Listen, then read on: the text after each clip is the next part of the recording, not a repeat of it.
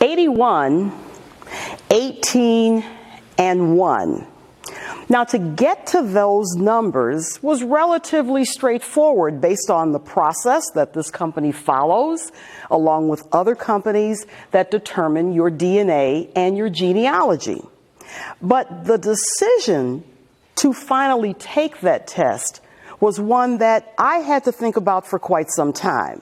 Now, that should be quite amazing, even though I've been in diversity and multicultural work for more than 30 years. I know I look pretty good, but it's been 30 years. But even for me, I had to make the determination and decide to take that step so that I could confirm and guarantee that what I say to my clients, like you, to my customers, to my coaching clients, is authentic and credible.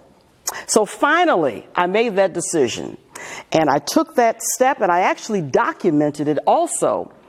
Sent everything off, went to the post office, took my camera, my iPhone, took a picture of me putting my spit into an envelope, and then sending it off to the post office, and then I finally waited. And it was tracked very nicely from a digital point of view. But even then, I had a lot of anticipation in terms of what was going to happen once I would get those results. And would I then still be as credible as I said I was to all of the clients that I've worked with for 3 decades? Well, the day came back finally right before Christmas, and I nervously opened up the package, and didn't open up the package, but then went online and looked at my results. They actually sent me information electronically, and then I went and revealed who I really was.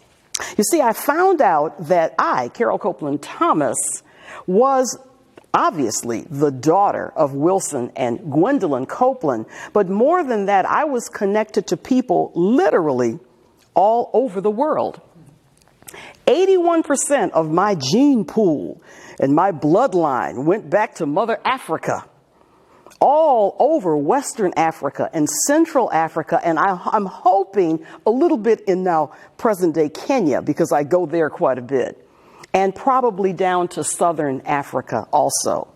And I was elated because it reminded me of what Wilson and Gwendolyn had told me for so many years about who I was, and my mother, who was an educator for many, many years, telling me that I had a heritage. Well, that test then confirmed what my mother and my father had always told me. Now, the interesting thing, and this is why it's so amazing when you take that kind of test, is that I realized that not only was I African, but obviously I was other things too. And it turned out that I was 18% European.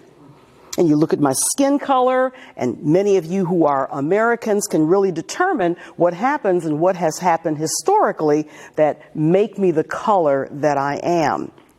Well, it was quite fascinating to find out that I was 4% German and about 10 or 11% Irish and Italian. And I now want to go and claim my ancestors over in Dublin.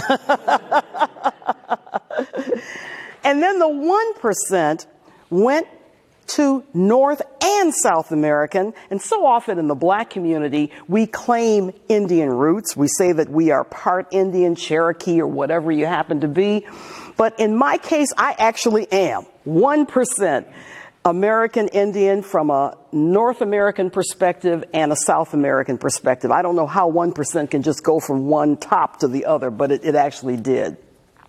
But it was confirmation for me as a diversity professional and someone who has worked in this industry for many, many years, that even in my case, that kind of proof is a demonstration about how we are culturally connected. No matter where you happen to live, no matter what your gene pool happens to be, understanding and learning that and then leveraging that from your perspective, either in the classroom or the boardroom or in your office or on a mail route, or if you're working in a manufacturing facility or out in the field somewhere, you have that kind of story to tell.